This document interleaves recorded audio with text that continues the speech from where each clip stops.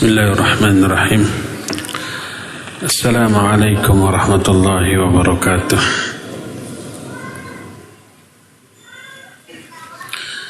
Alhamdulillah, wassalatu wassalamu ala rasulillah Muhammad ibn Abdillah wa ala alihi wa ashabihi wa mawalah wa man tabi'ahum bi ihsanin ila yaumil qiyamah wa ba'd.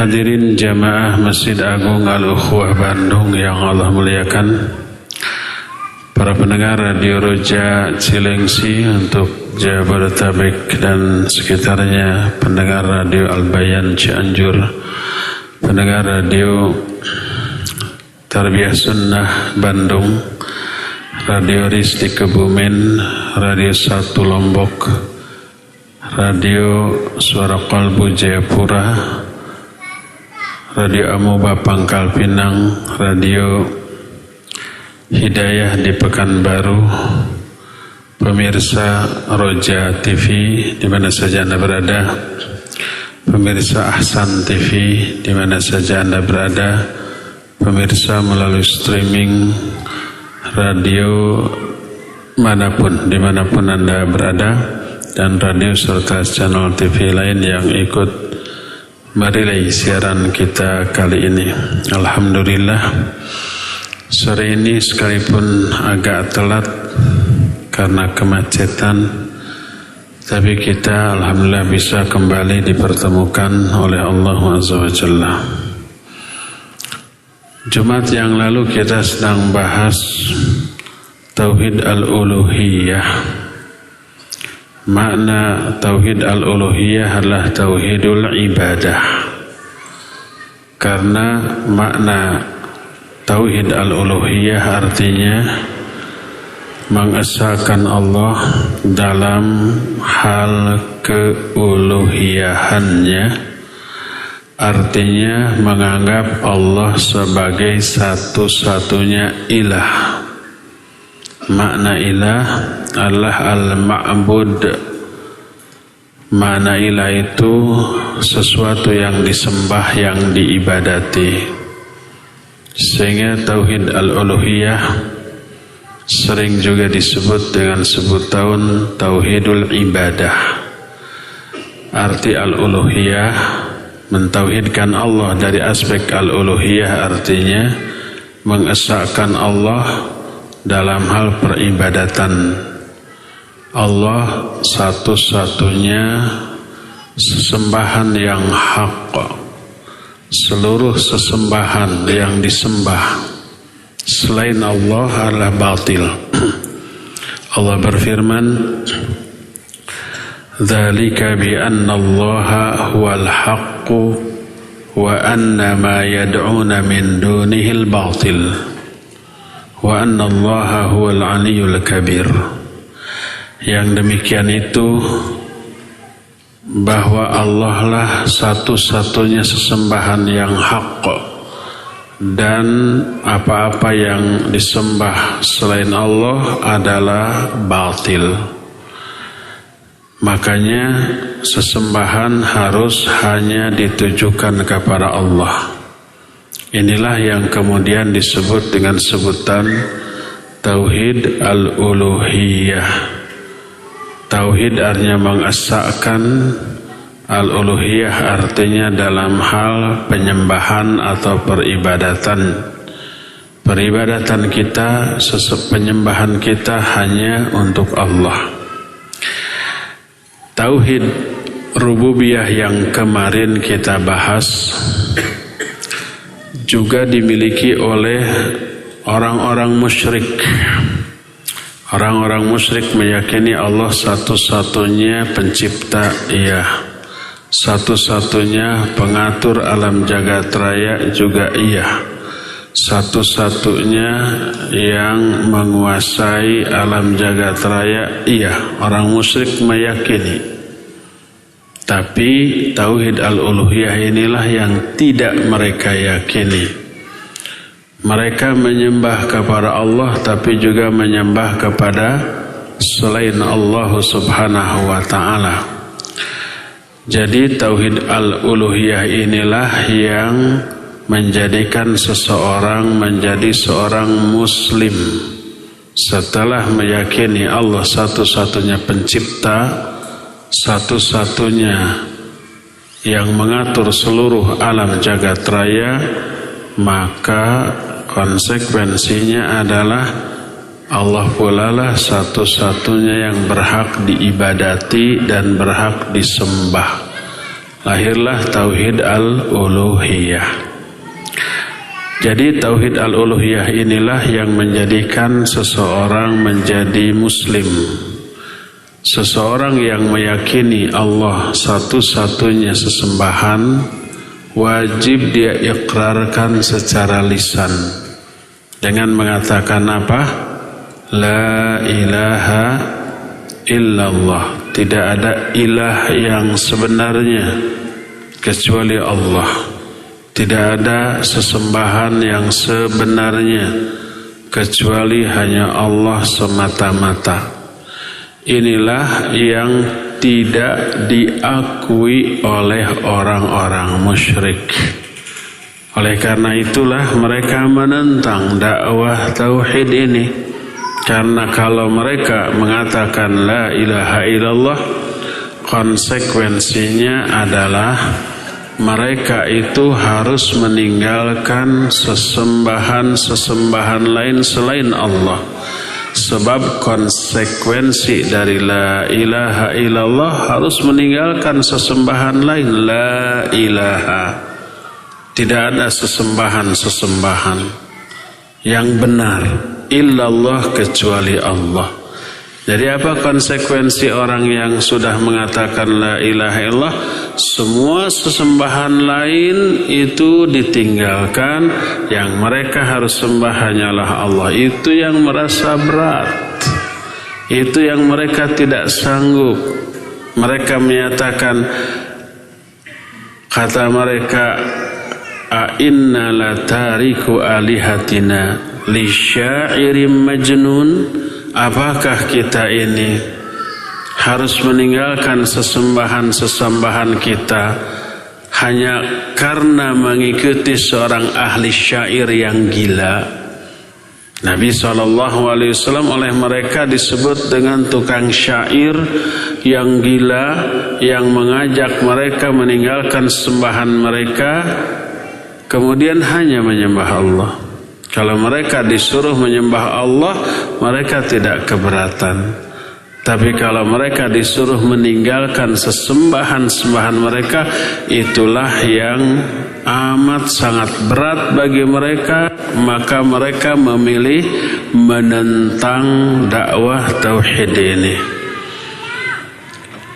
Tauhid ini hanya kepada Allah menyembah dan beribadah adalah satu kalimat yang oleh setiap muslim wajib diikrarkan di dalam satu momen yang spesial ketika menghadap Allah sebanyak 17 kali dalam sehari semalam. Momen spesial tersebut sholat. 17 kali tersebut jumlah rakaat sholat minimal itu ya. Belum lagi sholat apa? Sholat sunnatnya. Itu diikrarkan bahwa kita hanya menyembah Allah semata-mata. Ada yang tahu kalimat mana yang merupakan pengikraran ini? Iyyaka na'budu wa iyyaka nasta'in. Hanya kepada Engkau ya Allah kami ibadah, dan hanya kepada Engkau pula kami minta pertolongan. Ini ikrar nih, ikrar tauhid, penguat la ilaha illallah. La ilaha illallah itu hanya menyembah Allah semata-mata, enggak mau menyembah lain. Diperkuat 17 kali minimal tuh sehari semalam. Iyyaka na'bud, hanya kepada Engkau kami beribadah. Makna hanya ini diambil dari susunan kalimatnya. Susunan kalimatnya tidak na'budu iyyaka wa nasta'inu iyyaka, tidak. Karena di dalam bahasa Arab susunan kalimat yang baku itu fi'il, fa'il, maf'ulun bih gitu. Fi'il itu artinya kata kerja atau predikat. Fa'il itu subjek, maf'ulun bih itu predikat, objek. Jadi predikat, subjek, objek. Begitu. Yang baku begitu. Tapi kalau objeknya didahulukan daripada subjek dan predikat, maka mendahulukan objek daripada subjek dan predikat itu mengandung dua maksud yang agung. Maksud yang pertama, diagungkannya sang objek. Saking diagungkan disebut di awal. Dan yang kedua, litakhsis. Makna litakhsis itu dikhususkan. Kalau na'budu iyyaka, kepada engkau kami menyembah. Tapi tidak mengandung pengagungan, tidak mengandung pengkhususan. Tapi kalau objeknya iyyaka-nya didahulukan, iyyaka na'budu, maka mengandung pertama pengagungan terhadap objek yang didahulukan. Allahnya itu diagungkan. Kedua, ada makna khusus. Khusus hanya kepada engkau kami ibadah. Kaidah dalam ilmu balaghah menyatakan taqdimul ma'mul 'anil 'amil yufidul hasr wal ihtimam. Mendahulukan ma'mul daripada amil, mendahulukan objek daripada subjek dan predikat, maka mengandung makna ihtimam. Ihtimam itu memberi perhatian, mengagungkan. Dan takhsis, pengkhususan, ada makna pengkhususan, khusus hanya kepada engkau kami ibadah dan tidak beribadah kepada yang lain. Makanya iyyakanya didahulukan. Kalau na'budu iyyaka, kami beribadah kepada engkau, tapi mungkin aja beribadah kepada yang lain. Dan itu tidak mengandung pengkhususan. Kalau na'budu iyyaka, tidak mentauhidkan Allah dalam hal ibadah. Hanya ibadah kepada Allah, ibadah juga kepada yang lain. Tapi kalau iyyaka na'bud, hanya kepada engkau kami ibadah, maka ini tauhid. Ini tauhid ibadah, ini tauhid al-uluhiyah. Nah, saking pentingnya pengkhususan ibadah kepada Allah alias tauhid al-uluhiyah, saking pentingnya kalimat keduanya pun memperkuat kalimat tersebut. Setelah iyyaka na'bud wa iyyaka nasta'in, hanya kepada engkau kami ibadah dan hanya kepada engkau pula kami minta pertolongan dalam melakukan ibadah tadi. Itu penjelasan Ibnu Abbas radhiyallahu anhuma. Kata beliau, wa iyyaka nasta'inu fi ibadatika ya Rabbi. Dan hanya kepada engkau pula kami minta pertolongan dalam beribadah kepada engkau. Jadi ikrar, dua jenis ikrar ini dua-duanya bertumpu pada tauhid, pada pengibadatan hanya kepada Allah. Hanya kepada engkau ya Allah kami ibadah, dan hanya kepada engkau pula kami minta pertolongan dalam melakukan ibadah tadi. Biar ibadahnya ini dilaksanakan semangat, sungguh-sungguh, benar, berkualitas, tidak sekedar asal-asalan. Sebab betapa banyak orang yang sadar bahwa dirinya harus ibadah hanya kepada Allah. Tapi oleh Allah tidak ditolong dalam melakukan ibadah itu. Tidak ditolong maknanya tidak diberi hidayah untuk melakukan ibadah itu. Akhirnya tidak ibadah walaupun dia meyakini kewajiban ibadah. Ada nggak orang muslim dia meyakini wajibnya sholat, wajibnya saum Ramadan, wajibnya zakat, wajibnya haji, tapi mereka tidak melakukan semua itu? Ada nggak? Banyak. Mereka sadar dirinya harus ibadah. Mereka meyakini dosa kalau enggak ibadah, tapi mereka tidak. Karena apa? Tidak ditolong oleh Allah. Dalam bentuk tidak diberi hidayah oleh Allah, tidak diberi taufik oleh Allah Azza wa Jalla. Itu pertama. Kedua, betapa banyak orang yang yakin dirinya beribadah, harus beribadah, lalu mereka benar ibadah, tapi ibadahnya asal-asalan, ala kadarnya, seadanya, tidak sungguh-sungguh, asal melaksanakan saja. Mau diterima mau tidak, nggak peduli, sebodoh amat, yang penting saya sudah mengerjakan. Tidak dilihat dari aspek niatnya benar nggak karena Allah Azza wa Jalla. Tidak diperhatikan aspek mutabaah atau tata cara pelaksanaan ibadah itu sesuai nggak dengan petunjuk Nabi, contoh dari Nabi SAW, nggak peduli. Tidak dilihat dari aspek kekhusyuan, kalau ibadah itu membutuhkan kekhusyuan. Asal ibadah seperti sholat, berdoa, berzikir, baca Al-Quran, asal baca, ngerti enggaknya enggak masalah. Sholat asal sholat, dihayati atau tidaknya tidak dipedulikan. Dia enggak peduli dengan semua itu. Dia ditolong, dibantu, diberi hidayah oleh Allah untuk melaksanakan ibadah itu, tapi tidak dibantu dari aspek kualitas dari ibadah itu. Banyak orang yang ibadah asal-asalan.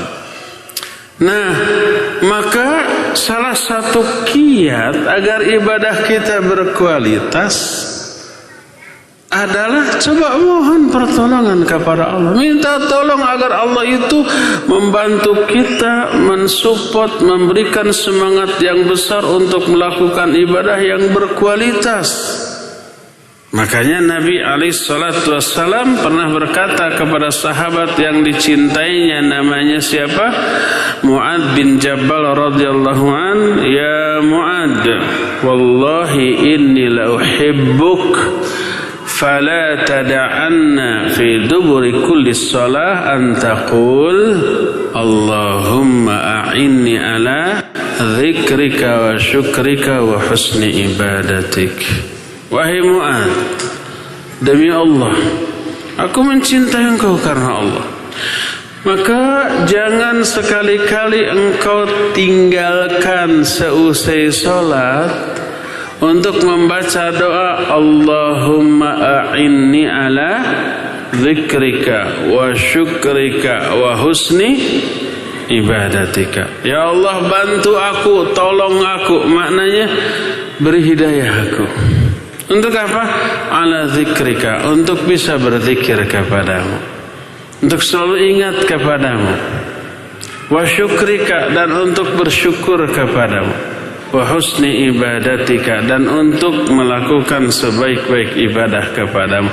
Jadi orang sekualitas Mu'ad oleh Nabi SAW diwasiati, mintalah kepada Allah.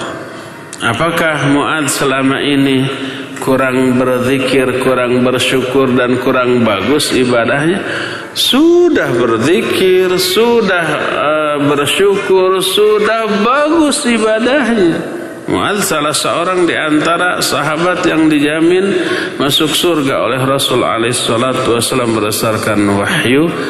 Tapi kenapa masih diajari walaupun zikirnya sudah dilakukan, syukurnya selalu dikerjakan, ibadahnya wah jauh dibanding kita, itu berkualitas, benar-benar berkualitas. Tapi kok sudah bagus, sudah bersyukur, sudah berzikir, tapi kenapa tetap disuruh berdoa? Pertama, kalau seseorang sudah melakukan sebuah amal baik, lalu dia berdoa, ya Allah beri hidayah aku, tolong aku, bantu aku untuk melakukan kebaikan ini. Maknanya minta hidayah untuk ditingkatkan kualitas dan kuantitasnya. Kedua, minimal minta diistiqomahkan di atas hal tersebut. Minta ditegarkan, diteguhkan di atas kebaikan tersebut. Sebab boleh jadi orang melakukan ibadah, kebaikan, amal soleh, tapi tidak istiqomah, ya, berhenti di tengah jalan. Ada orang yang seperti itu banyak. Dia tergoda, tidak istiqamah. Makanya kalau seseorang di atas sebuah kebiasaan yang baik, lalu dia minta kepada Allah, ya Allah beri hidayah aku untuk melakukan perbuatan baik ini, maknanya adalah istiqamahkan aku. Sebagai contoh, Nabi SAW, juga para sahabatnya, para ulama, apalagi kita, di dalam sholatnya, di momen yang luar biasa agungnya itu sholat, berdoa kepada Allah. Apa isi doanya? Ihdinas siratal mustaqim. Ya Allah, tunjukkan kami ke jalan yang lurus. Doa ini dibaca enggak oleh Nabi SAW? Ya. Oleh para sahabat? Ya. Oleh para ulama? Ya. Apakah maknanya Nabi belum berada di atas jalan yang lurus? Sebab ada tuh pendeta yang sotoy berbicara tentang Islam. Umat Islam tuh gimana ya? Nabinya aja minta, ya Allah tunjukkan kami ke jalan yang lurus, berarti masih bengkok kan gitu ya? Ada ya? Pernah dengar videonya? Sotoy itu. Ngomonglah tentang agamanya, jangan agama orang lain. Atau agama orang lain, bodoh, bego tentang agama orang lain, ngomong lagi. Ya. Nah, apakah Nabi sudah berada di atas siratal mustaqim? Pasti. Kata siapa? Kata Allah. Allah berfirman, Yasin wal Qur'anil Hakim. Terus ayat ketiganya apa? Innaka laminal mursalin ala siratim mustaqim. Tuh, innaka sesungguhnya engkau hai Muhammad, laminal mursalin, innaka laminal mursalin, engkau tuh benar-benar salah seorang di antara para rasul, ala siratim mustaqim, yang sudah berada di atas jalan yang lurus. Jadi bahwa Nabi sudah berada di atas siratal mustaqim, itu kata Allah. Allah yang bisa menilai gitu ya. Pasti Nabi SAW sudah berada di atas siratal mustaqim. Nah, apakah beliau membaca ihdinas siratal mustaqim? Iya. Sekarang lihat para sahabatnya. Para sahabatnya sudah berada di atas siratal mustaqim apa belum? Pasti sudah. Kata siapa? Kata Allah dalam Al-Quran. Allah menyatakan, wa may yuti'illaha wa rasulahu ulaika ma'alladzina an'ama Allahu 'alaihim minan nabiyyin was-siddiqin wasyuhada'i was-shalihin. Di dalam Al-Fatihah, siratal mustaqim itu adalah siratal ladzina an'amta 'alaihim, jalan yang ditempuh oleh orang-orang yang sudah memperoleh nikmat ya. Siapa orang yang mau sudah memperoleh nikmat itu? Para siddiqin, para syuhada, para sholihin, dan para rasul, para nabi. Allah menyatakan, wa may yuti'illaha wa rasulahu. Siapa orang yang taat kepada Allah dan Rasulnya? Faulaika ma'al ladzina an'amallahu alaihim. Mereka akan bersama-sama dengan orang-orang yang telah diberi limpahan nikmat oleh Allah. Berarti yang telah diberi limpahan nikmat itu orang yang sudah ada di atas siratal mustaqim. Minan nabiyyina was-siddiqina wasyuhada'i was-sholihin. Baik dari kalangan para nabi, para siddiqin, para syuhada dan para sholihin. Dan tidak diragukan lagi para sahabat adalah para siddiqin, para syuhada, para sholihin. Tapi Nabi mengatakan ihdinas syiratal mustaqim. Para sahabat menyatakan ihdinas syiratal mustaqim. Padahal mereka sudah berada di atas syiratal mustaqim. Jadi kalau seseorang berdoa, ya Allah tunjukkanlah kami ke jalan yang lurus, bukan berarti mereka masih sesat. Mereka sudah berada di jalan yang lurus. Tapi apa maknanya? Maknanya adalah salah satu maknanya adalah istiqomahkan kami di atas jalan yang lurus itu. Jangan sampai sudah berada di atas jalan yang lurus, belok ke kiri atau ke kanan, akhirnya menyimpang. Jangan sampai seperti itu, sebab banyak orang yang seperti itu. Itu maknanya. Contoh, Imam Ibnu Katsir memberi contoh dalam Al-Quran. Allah menyatakan, ya ayyuhalladzina amanu aminu billahi wa rasulih. Hai orang-orang yang beriman, berimanlah kamu kepada Allah dan Rasulnya. Coba bayangkan, hei orang-orang yang beriman, yang diseru siapa? Orang-orang yang sudah beriman. Apa isi perintah Allah kepada orang yang beriman? Beriman. Ya ayyuhalladzina amanu aminu billahi wa rasulih. Hai orang-orang yang beriman, berimanlah kamu kepada Allah dan Rasulnya. Kan mereka sudah beriman ya. Kenapa disuruh beriman lagi? Kan sudah. Maknanya adalah istiqomahlah kalian dalam keimanan kalian selama ini. Jangan surut ke belakang, jangan belok ke kiri dan ke kanan, jangan menyimpang dari keimanan yang selama ini sudah kalian jalani. Itu maknanya dalam bahasa Arab dan penjelasan para ulama. Dan ini merupakan penjelasan yang logis, realistis, rasional. Contoh, kita bekerja. Apa yang kita cari dengan bekerja? Uang kan? Kekayaan kan? Apakah kalau orang bekerja menunjukkan dia tidak punya uang? Kalau orang mencari uang, apakah menunjukkan dia tidak punya uang? Apa jawabnya? Enggak. Dia sudah punya uang. Kalau memang sudah punya uang, ngapain cari uang lagi? Jawab kita gimana? Pertama, ingin menambah jumlah uang dari uang yang sudah kita miliki, itu ya. Kedua, minimal mempertahankan jumlah uang itu, minimal tetap. Jangan sampai berkurang sedikit demi sedikit, lama-lama apa? Habis kemudian jatuh miskin.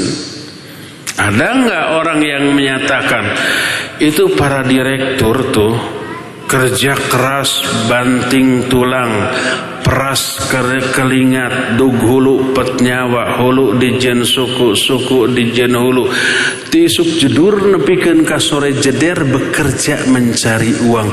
Betapa miskinnya mereka. Ada yang ngomong begitu? Enggak, direktur itu kaya raya, uangnya banyak. Kenapa mereka masih cari uang? Ingin menambah kekayaan yang ada, jumlah uang yang ingin ditambah, minimal nggak habis kemakan sehari-hari, minimal tambah. Maka kalau ada orang yang menyatakan para direktur yang bekerja mencari uang itu orang yang nggak puang, itu orang bego ya. Itu orang bodoh. Jadi kalau Nabi Muhammad SAW, para sahabat, para ulama yang sudah berada di atas siratal mustaqim, lalu berdoa ihdinas siratal mustaqim, maknanya bukan berarti mereka masih sesat, bukan. Mereka sudah berada di atas siratal mustaqim, tapi ada dua makna. Pertama, tambah kualitasnya. Keberadaan mereka di atas siratal mustaqim selama ini sudah bagus, perbagus lagi. Beri hidayah kepada kami untuk memperbagus ibadah kami, amal baik kami, amal soleh kami. Itu pertama. Kedua, minimal istiqomahkan kami di atas siratal mustaqim yang selama ini sudah kami jalani, sudah kami arungi, sudah kami berada di atasnya. Minimalnya begitu tuh. Itu makna ihdinas siratal mustaqim yang apa? Yang dibaca oleh Nabi dan para sahabatnya. Oleh karena itulah maka makna iyyaka na'budu wa iyyaka nasta'in, hanya kepada Engkau ya Allah kami ibadah. Ini ikrar pertama nih. Ibadahnya satu-satunya hanya kepada Allah, lahir batinnya tuh. Dan ini tauhid, tauhidul ibadah, hanya kepada Allah, tidak kepada yang lain. Baik aspek lahiriah, rukuknya, sujudnya hanya kepada Allah, maupun aspek batiniahnya berupa niatnya. Niatnya juga untuk Allah, enggak dibelokkan sedikit saja untuk yang lain-lain, enggak. Ihdinas siratal iyyaka na'budu itu totalitas ibadah seluruhnya kepada Allah secara ikhlas. Tauhid itu namanya.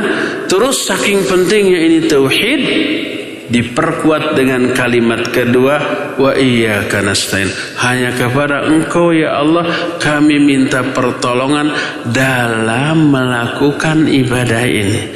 Minta pertolongan agar kualitas dan kuantitas dari ibadah ini diapakan, diperhebat, lebih hebat, lebih berkualitas, lebih rajin, lebih bermutu dibanding yang lainnya, dibanding sebelumnya.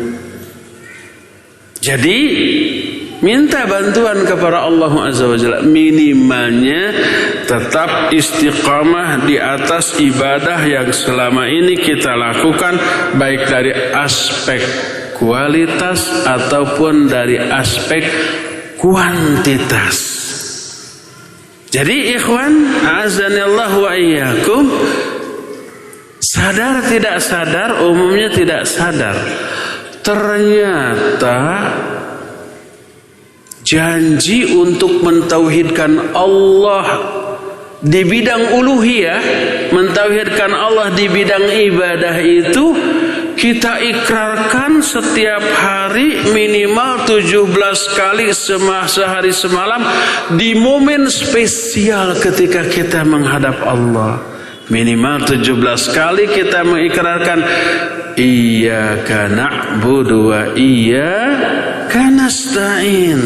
Ini tauhid al-uluhiyah.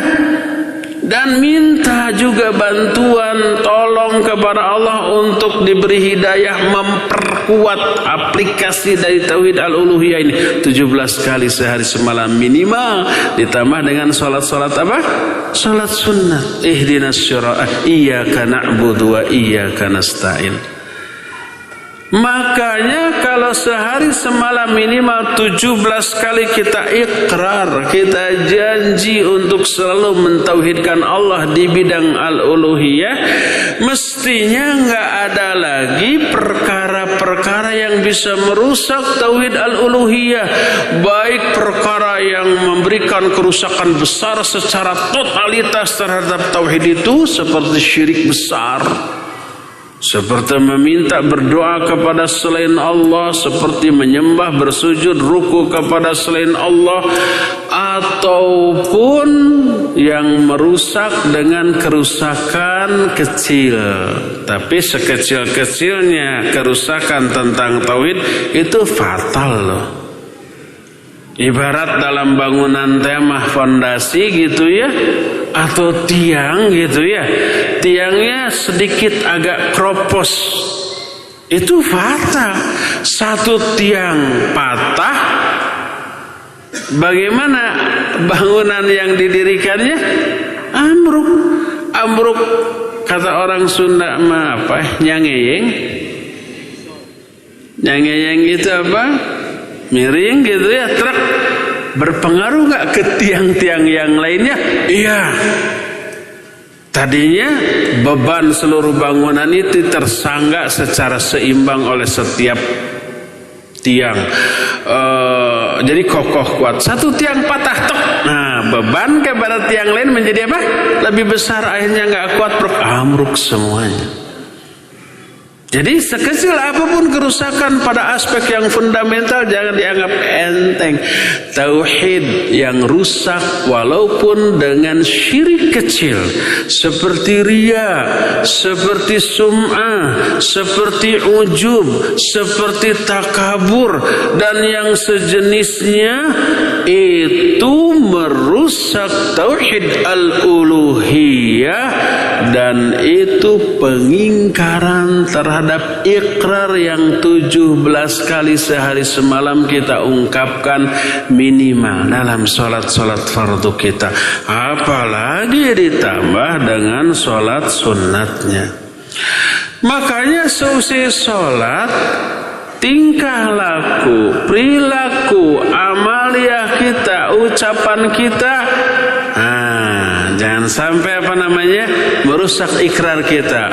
Iyyaka na'budu, hanya kepada Engkau kami beribadah. Tidak hanya aspek fisik, niatnya juga ibadah itu kepada Engkau. Ternyata dalam aplikasinya ada tujuan-tujuan duniawi, ada tendensi-tendensi pribadi, ada obsesi-obsesi yang bisa merusak tauhid al-uluhiyah tadi. Akhirnya apa? Rusaklah amal ibadah kita. Allah berfirman dalam salah satu hadis qudsi diriwayatkan oleh Imam Muslim, ana aghna syuraka'i 'ani syirki faman 'amila amalan asyraka fihi ma'i ghairi taraktuhu wa syirkahu. Aku ini zat yang paling tidak membutuhkan sekutu, tidak membutuhkan saingan, zat yang paling tidak ingin diduakan. Maka siapa orang yang mengamalkan satu amalan, dia menduakan amalan di dalam amalan tersebut, menduakan aku, asyraka fihi ma'i ghairi, dia menyekutukan aku dalam amalannya itu dengan yang lainnya, niatnya dibagi dua, separuh untuk Allah, separuh untuk selain Allah. Taraktuhu wa syirkahu, aku tinggalkan dia, aku tinggalkan perbuatan syirik orang tersebut. Ditolak, tidak diterima, tidak dipahalai, dan tidak menghapus dosa, bahkan menambah dosa. Karena riya ketika beribadah adalah maksiat. Riya ketika melakukan amal soleh adalah sebuah dosa yang diancam dengan ancaman azab yang amat sangat pedih dari Allah Subhanahu wa ta'ala. Jadi ternyata ikhwah, tauhid al-uluhiyah ini kita ikrarkan setiap hari dalam sholat, minimal 17 kali sehari semalam, dan bisa lebih, dan mesti lebih gitu ya. Jangan sampai ini kita rusak dengan amal dan ucapan di luar sholat kita. Iyyaka na'budu wa iyyaka nasta'in. Ikhwan, mohon maaf ya, sangat ringkas sore hari ini dan waktu yang kita miliki tidak begitu banyak. Cukup sampai di sini saja, dan kita masih punya sisa waktu beberapa saat untuk tanya jawab. Kepada Fawas di Cilengsi dipersilakan untuk memandu tanya jawab dengan pendengar dan pemirsa. Wassallallahu ala nabiyina Muhammadin wa ala alihi wa sallam. Silakan Fawas. Kami berikan kesempatan dari penelpon terlebih dahulu, silakan. 021-823-6543. Assalamualaikum warahmatullahi wabarakatuh. Waalaikumsalam warahmatullahi wabarakatuh. Silakan pertanyaannya, Ibu. Iya, ya Ustadz, bagaimanakah kita memahami seseorang yang beribadah dengan amalan orang yang bermaksiat dan akan masuk neraka, tetapi di ujung kehidupannya dia beramalan dengan amalan penduduk surga, lantas dia masuk surga. Bagaimanakah cara pemahamannya ini, Ustaz? Terima kasih. Assalamualaikum warahmatullahi wabarakatuh. Waalaikumsalam warahmatullahi wabarakatuh. Iya, barakallahu fiik. Ibu yang barusan bertanya ya. Pertemuan yang lalu ada pertanyaan yang sebaliknya. Bagaimana memahami hadis? Ada orang yang beribadah terus menerus, tapi di akhir hayatnya berhenti ibadahnya dan belot melakukan dosa dan kemaksiatan dan mati dalam keadaan demikian, dalam keadaan su'ul khatimah. Itu sudah ditanyakan dan sudah dijawab. Jawabannya karena apa? Karena ibadahnya ditolak oleh Allah. Mungkin karena niat yang keliru, atau mungkin karena tidak mutaba'ah dalam melakukan ibadahnya tersebut, dan akibatnya Allah bongkar kekeliruan ibadah orang itu. Lalu berhenti ibadahnya, belot kepada dosa dan maksiat, mati dalam keadaan dosa dan maksiat, mati dalam keadaan su'ul khatimah waliyadzubillah ya. Itu pertanyaan yang lalu. Nah sekarang sebaliknya, ada orang yang ahli maksiat, dosa terus ya. Dia musyrik, dia kafir, dia melakukan berbagai macam doa dan maksiat. Ternyata menjelang kematiannya dia dapat hidayah. Kemudian dia, kalau tadinya musyrik atau kafir, dia masuk Islam.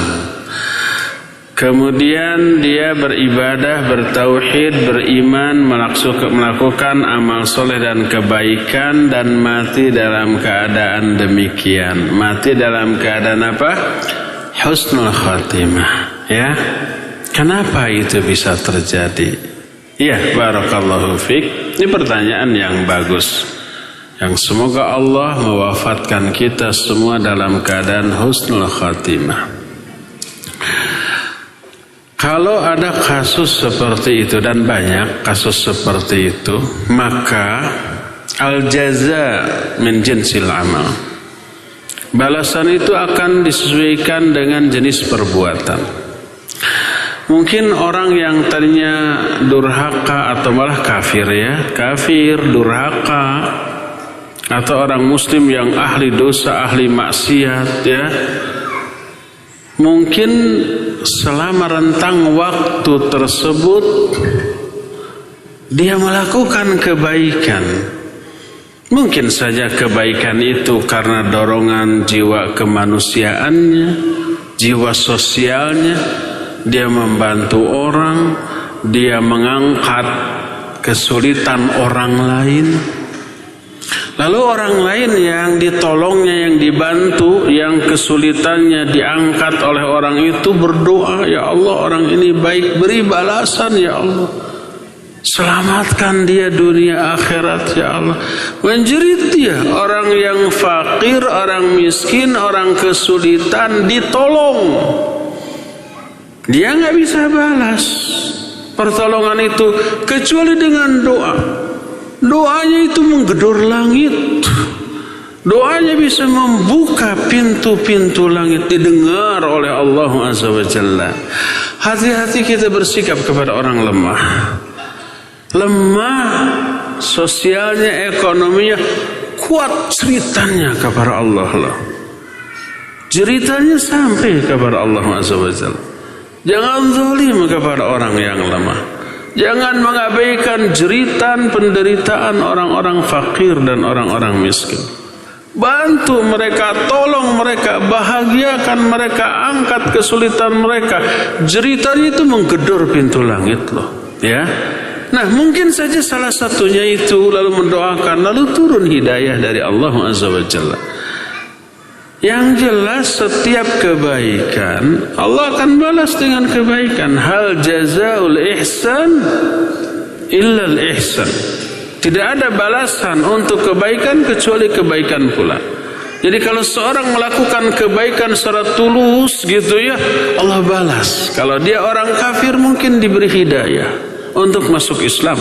Kalau dia orang musyrik mungkin Allah beri hidayah untuk bertauhid.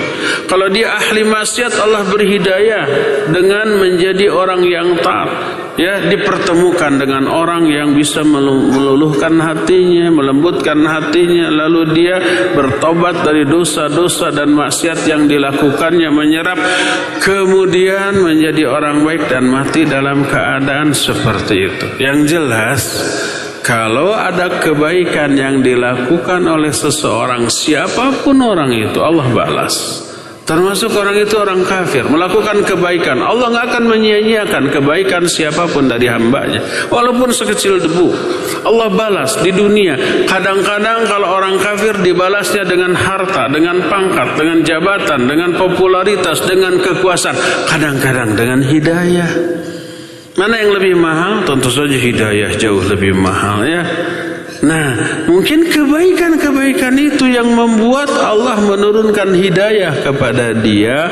Karena itulah kemudian dia berhenti dari dosanya, dari kemaksiatannya, lalu dia berganti haluan menjadi orang beriman, orang bertakwa, orang beramal soleh, mati dalam keadaan demikian. Tobatnya, kebaikannya menghapus seluruh dosa masa lalu. Dosanya bersih karena sudah tobat, ya. Yang kemudian yang tersisa hanyalah kebaikan dan ibadah, dan mati dalam keadaan demikian sudah. Pas ditimbang tuh amalnya lebih berat kepada amal baik. Dia mati dalam keadaan husnul khatimah, ya. Semoga Allah Azza wa Jalla mewafatkan kita dalam keadaan husnul khatimah. Allahumma rizukna husnul khatimah waj'alna birahmatika min ahlil jannah. Ya Allah, rizkikan kami wafat dalam keadaan husnul khatimah, dan jadikan kami dengan rahmatmu sebagai calon-calon penghuni surga. Allahu a'lam. Terakhir Fawas ya, silakan. Terima kasih Ustaz, jazakallahu khairan jawaban dan nasihatnya. Satu pertanyaan terakhir dari pesan singkat dari pertanyaan dari penanya yang tidak menyebutkan nama. Assalamualaikum warahmatullahi wabarakatuh. Ustaz, bagaimanakah menyikapi rasa takut di saat kita berupaya untuk beribadah atau beramal soleh, bahwa jangan-jangan perbuatan kita ini mengandung riya, sehingga ada keraguan dan kadang juga kemudian tidak jadi melakukan amalan tersebut. Mohon nasihat dan penjelasan dari Al-Ustaz, jazakallahu khairan. Iya, barakallahu fiik. Kadang ketika kita ibadah, di awal ibadah kita ikhlas, tapi di tengah-tengah ibadah muncul kekhawatiran untuk riya. Tanpa ada penyebab, ujug-ujug ya, tiba-tiba muncul, jangan-jangan riya, jangan-jangan riya. Bagaimana sikap kita? Dan fenomena apakah itu? Itulah waswas syaitan. Waswas itu kata Imam Al-Qurtubi, bisikan syaitan yang isi bisikannya langsung muncul di hati, langsung muncul di pikiran tanpa terdengar suara apapun di telinga. Telinga kita tidak mendengar apapun. Tiba-tiba isi bisikan itu muncul dalam hati kita untuk mengganggu konsentrasi kita dalam ibadah. Termasuk dalam sholat, termasuk ketika akan infak dan sodakoh. Riya. Termasuk ketika di perjalanan dari rumah ke sini mau ngaji, dimunculkan niat-niat lain di dalam hati kita oleh setan. Jangan-jangan kamu mah kangen ke si anu ya. Seperti itu. Itu adalah waswas setan. Sampai di sana kita tidak berdosa dan tidak berpahala. Kita dinilai berpahala atau berdosa itu dilihat dari bagaimana cara kita mengantisipasi bisikan itu. Kalau ternyata kita mengikuti apa yang dibisikkan, ya, jangan-jangan kamu ria, jangan-jangan kamu ria. Kalau ria itu dosa gede loh. Lebih baik batal nggak jadi, gitu ya. Karena kita sudah menjelaskan ria itu dosa besar. Walaupun disebut syirik apa? Syirik kecil. Jangan tertipu dengan istilah kecil dalam hal syirik. Sekecil-kecil syirik dosanya apa? Besar. Nah, kamu ria daripada ini kan amalan sunnah, daripada ria dosa mending nggak jadi deh. Nah kan gitu ya. Akhirnya iya deh nggak jadi. Itu kalah oleh setan ya. Berkata Al-Fudail bin Iyad rahimahullahu taala, kata beliau, tarkul amali lillah riya wal amalu lillah tarkul amali linnas riya wal amalu linnas syirkun. Meninggalkan amalan karena manusia itu riya. Beramal karena manusia itu syirik. Loh, kalau meninggalkan amal karena orang itu riya, beramal karena orang itu syirik. Gimana tuh harusnya? Berkata Al-Fudail bin Iyad, wal ikhlas ya ayyu'afiyanallahu minhuma. Sedangkan ikhlas adalah semoga Allah menyelamatkan kita dari kedua-duanya. Apa maknanya? Coba lihat, tadi orang itu meninggalkan amalan karena manusia, beramal karena manusia. Semuanya motivasi niatnya karena orang. Jangan diniatkan karena orang, tapi karena Allah. Sebodoh amat orang mau memuji kita, mau mencela kita atas amalan yang kita lakukan. Sebodoh amat orang itu mau memberikan like ataukah apa namanya begini. Enggak ada masalah, peduli amat. Orang mau berkomentar A, B, C, saya enggak peduli. EGP. Apa EGP? Emang gue pikirin, semua yang saya lakukan lillah, hanya ingin memperoleh apresiasi dari Allah, penilaian dari Allah, pujian dari Allah, dan balasan dari Allah Azza wa Jalla. Hanya itu. Maka kalau begitu, maka enggak akan muncul lagi perasaan jangan-jangan riya, jangan-jangan riya, jangan-jangan riya. Enggak. Oleh karena itu, kalau di tengah-tengah ibadah lalu muncul was-was seperti itu, ta'awudlah kita, ya, berta'awud, a'udzubillahi minasyaitonir rajim. Pas umpama kita ada kenceleng dari kejauhan, kita sudah siap nih. Setan itu muncul, nah kamu ria ya, banyak orang yang lihat, apalagi yang kamu keluarkan itu warna merah tuh, ya, ada muncul begitu ya, ta'awudlah, a'udzubillahi minasyaitonir rajim, ya. Itu godaan dari setan. Sudah lillah, orang mau memuji, mau mencela atas infak yang kita lakukan, sebodoh amat, ini untuk Allah Azza wa Jalla, ya. Jadi kalau kita diganggu, teruslah ibadah, teruskan ibadah tersebut, dan buanglah was-was dan perasaan takut riya tersebut, karena sesungguhnya itu adalah was-was dari syaitan laknatullahi alaih. Semoga Allah membentengi kita dari godaan syaitan dan menyelamatkan kita dari tipu daya mereka semua, ya. Ya, cukup sampai di sini. Insyaallah kita jumpa kembali hari Jumat yang akan datang. Subhanakallahumma bihamdik, asyhadu an la ilaha illa anta, astaghfiruka wa atubu ilaik. Walhamdulillahirabbil alamin.